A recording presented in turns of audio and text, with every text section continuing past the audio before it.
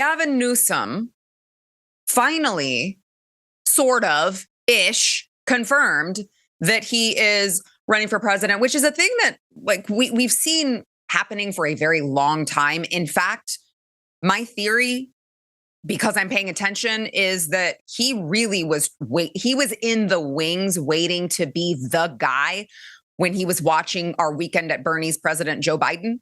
And he was just like, okay, all right, I'm gonna go out there. I'm gonna be there at these Republican debates. Just in case, I'm just gonna be there. I'm gonna be out there making all these comments. And then when people ask me if I think Joe Biden is capable, I'm gonna say, yeah, of course. What? Of course I do. What do you mean? Do I believe it that Joe Biden has the ability to be the king? Of course I do. Why would you ask such a thing? The audacity of you. But obviously he was trying to be the guy. They just ended up choosing Kamala Harris instead, which we see how that turned out. And so finally, we had a sort of, I think, a subtle recognition that he is, of course, going to do what we all anticipate that he is going to do, which is run for president in 2028. I'm looking forward to who presents themselves in 2028 and who meets that moment. And that's the question for the American people. Is it fair to say after the 2026 midterms, you're going to give it serious thought? Yeah, I'd be lying otherwise. I'd just be lying. And I can't do that. Governor, you have long said that if you ever run for the White House, you need a compelling why, a reason. Are you moving closer to figuring out your own why and your own decision? Yeah, Nietzsche said, if you have a compelling why, you can endure any how. And so I think the biggest challenge for anyone who runs for any office is people see right through you. Well, I can't. Well, that would be a lie, and I can't do that. I would never lie to the American people. There's not a track record of me lying constantly. What are you talking about? I am so moral and virtuous. I would never lie. Oh, except you're not, Gavin. I mean, all this man does is lie. That's all he does. He has a long track record of just lying to California and to the American people. And I just want to name just I don't know, top 3 lies.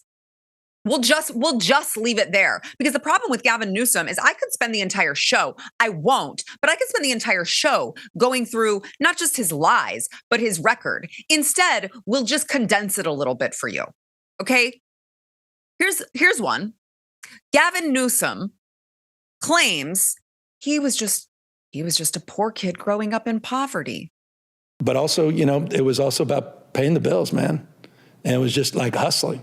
And so I was out there kind of raising myself, turning on the TV, started, just getting obsessed, sitting there with the Wonder Bread and 5 stacks of, it's like the White Stack 5 story.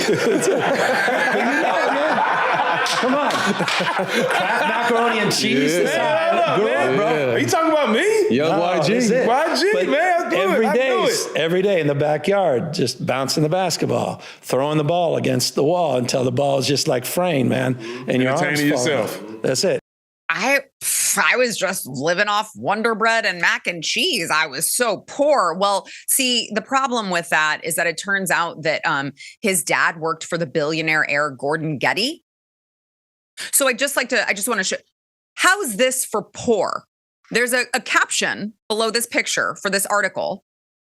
Gavin Newsom with Paul Moen, Andrew Getty, and Bill Getty posing for a, quote, Children of the Rich feature that ran in the San Francisco Chronicle on December 12th, 1991. So he was super poor, living off of Wonder Bread and mac and cheese, but he was also posing for Children of the Rich articles in 1991. Make that make sense. Please. I don't think that any of those other young men there were living off of Wonder Bread dirt poor. Just saying. Gavin also, he did this cute little thing with Charlie Kirk when he now again, it has been obvious for a while that he has presidential aspirations, because his whole point of this podcast with Charlie was to invite him on and be like, yeah, I'm super moderate. No, I would never, I don't use those like crazy, wacko, radical leftist terms and terminology. I don't do that. I don't think boys should play in girl sports. That's not me. What are you talking about? And here is Gavin Newsom, to that point, claiming that he has never used the term Latinx.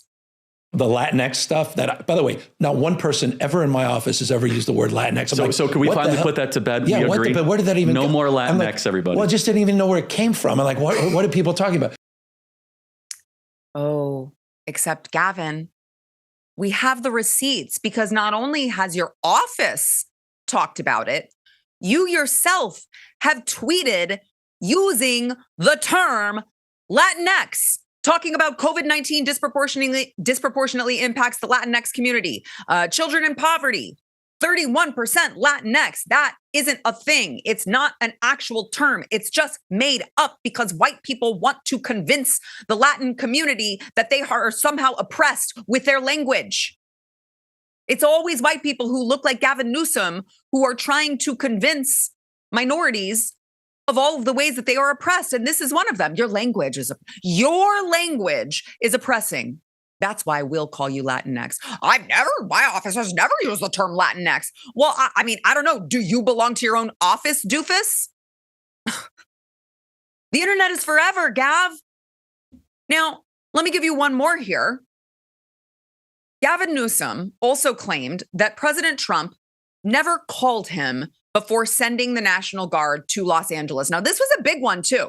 Okay, he said there was no call, not even a voicemail. Americans should be alarmed that a president deploying Marines onto our streets doesn't even know who he's talking to. Once again, you're just a liar, because White House phone logs prove that that was a lie. President Trump released a screenshot of his 16-minute call to Gavin Newsom. It's right there. The call logs prove it. I mean, and the crazy thing is, why lie about something we clearly have receipts for? You know that these call logs will exist. Why lie about it? And now when he was called on that lie, he tried to sue Fox News, Gavin Newsom. He tried to sue Fox News and said that that was a lie. So don't believe your lying eyes now. We are straight up in George Orwell's 1984. Don't believe your lying eyes. Believe Gavin Newsom. That's what he wants you to do. Okay.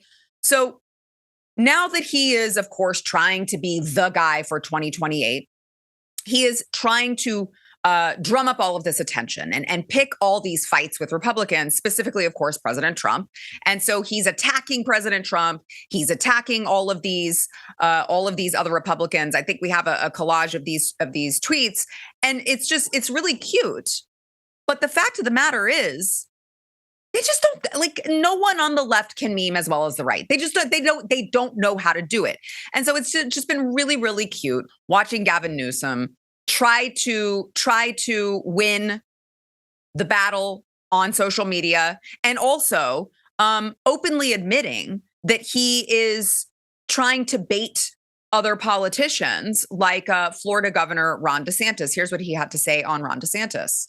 Maybe one of the most unusual events of the 2024 presidential campaign season.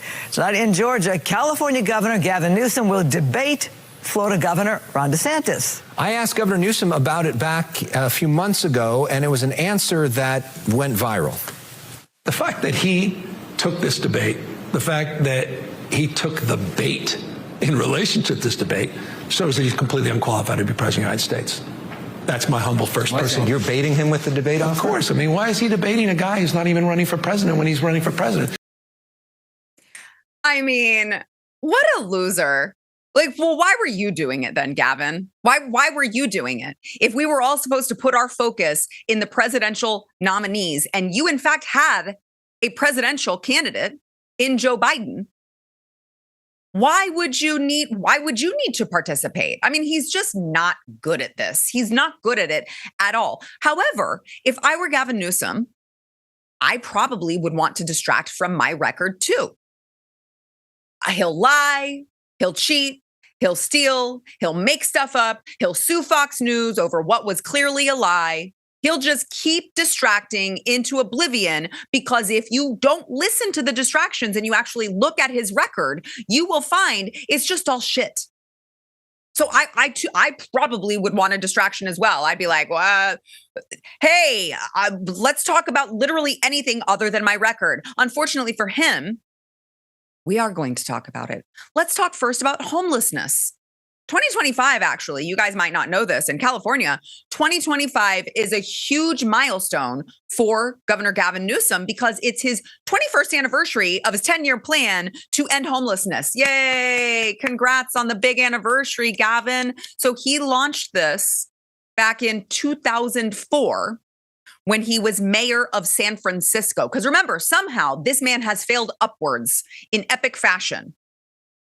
I don't know how he does it. He fails locally, and then he gets elected to fail statewide.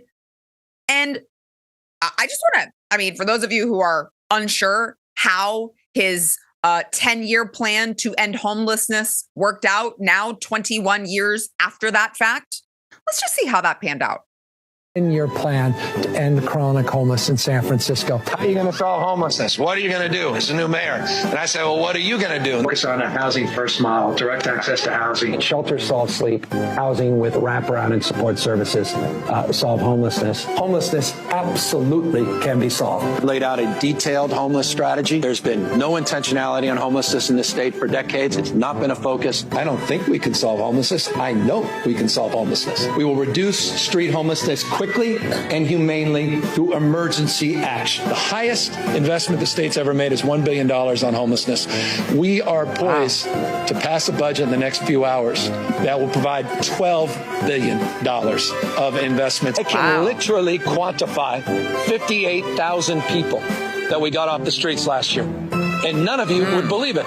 This state has not made progress in the last 2 decades as it relates to homelessness. Why? We're not interested in funding failure. We're not interested in failing more efficiently when it comes to the issue of homelessness and the crisis. Whoops. Well, here's the problem, Gavin. There's been $24 billion spent on homelessness in California through the years 2018 to 2023, but California still holds 30% of the United States homeless population. So how has your money been spent, California? Are you happy with that amount, $24 billion, just to make things worse? You happy with that? He promised to solve homelessness in San Francisco with a 10-year plan. We are 20 years past that. Does it look better or worse?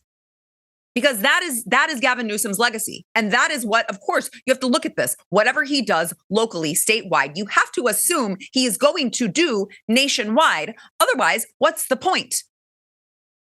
How about his COVID record? His record on COVID. I mean, I don't have to tell you because I have someone joining the show shortly who often talks about how badly California handled COVID because he left, as did many others. It was a total disaster. It was total tyranny. He wouldn't let kids go to school for an absurd amount of time. And now children in California are dealing with a learning loss that is setting them back years. They are still behind. And this, I mean, we are talking about a generational impact at this point because they're not getting that back. All over something that the overwhelming majority of children were not going to suffer any sort of long-term negative consequences from. He also aside from the schools, okay, he kept your kids out of school. He also kept Californians in their homes. He locked you guys down to an absurd extent. Remember while he was dining at French Laundry with all of his buddies. So rules for thee, but not for me. In typical Democrat fashion, they don't fancy themselves as one of you. You are a mere peasant. he, as the king of California, he doesn't have to abide by those silly rules. No, you see, COVID was so bad. It was so bad. You could die. It was so dangerous that you couldn't go to work to go feed your family. You had to suffer. You had to stay locked up. Your kids couldn't go to school and learn. But Gavin Newsom could have a bite at French Laundry. Come on. He's not one of you plebes. As if. He also, on the topic of COVID, because it gets worse with him, the COVID issue in California is so multi-layered. He helped fuel COVID fraud because, you know, regular Californians couldn't get their unemployment checks. Regular Californians couldn't go to work even if they wanted to. But Gavin's government was handing billions of dollars to criminals, including prisoners. There's an analysis that showed that California Employment Development Department, or EDD fraud, at $32.6 billion. $32.6 billion taxpayer dollars just went to fraud. Now, let me give you one more. High-speed rail. Now, this is something that, again, anytime government touches any of this, it always goes to shit. But I've got to take you all the way back to 2008 to tell you about this, because all the way back in 2008, voters approved plans for a high-speed train that would cost $33 billion. $33 billion with a B dollars for high-speed rail. Now, the cost is projected at $128 billion, and only a tiny section in the Central Valley of California could be completed by 2032. This is it's just such a perfect representation of what you get, not only with Gavin Newsom, but with Democrat leadership, period. It's too perfect. Everything already costs too much when they tell you what they think it's going to cost, but you can add way more to that because everything will always end up costing more and you will get less from it every time, whether it's high-speed rail, whether it's the electric charging stations for Teslas that Joe Biden wanted to do, spent an absurd amount of money, and we got like 7 of them. Whatever it is that government claims they're going to do for you in this big ass project, you can expect that they will completely bungle it. They will completely bungle it, and they will spend way too much money to give you a shitty return. Because that's what they do. And so I love this one in particular for Gavin, because it's just big promises, endless spending, and still a train to nowhere, just like every other instance of big government bureaucracy, literally everywhere. And maybe all of the aforementioned things that I've just shared with you is why more Americans left California between 2023 and 2024 than any other state. They lost nearly 240,000 residents because he's a tyrant. He has crappy policies. The homelessness is out of control. Nobody can afford to live there. And even if they can afford to live there, they don't, care to step over piles of human feces on their way to work. You know, it's like, I don't know if I'm spending an absurd amount of money to live here because the weather, I would like to at least know that I'm not going to get ravaged by crime. My car's not going to get broken into when it's sitting on the street. I'm not going to get approached by freaking weirdos when I'm walking to work. Oh, and I don't want to have to wipe human shit off of my shoe just to walk to work in the morning. Could we have that? Please? I feel like I'm paying you enough for you to provide me with clean streets. So nobody can even afford to live in this hellhole. They're leaving at accelerated rates. And this is the model for the country under Gavin Newsom's leadership. It's absurd. It is absolutely absurd. So I'm just saying, if Gavin Newsom is the guy, which he very well may be, there's Pritzker, who obviously wants a piece of it. Pritzker, fat ass, Governor Fat Ass, who obviously wants to run the country. There's Gretchen Whitmer.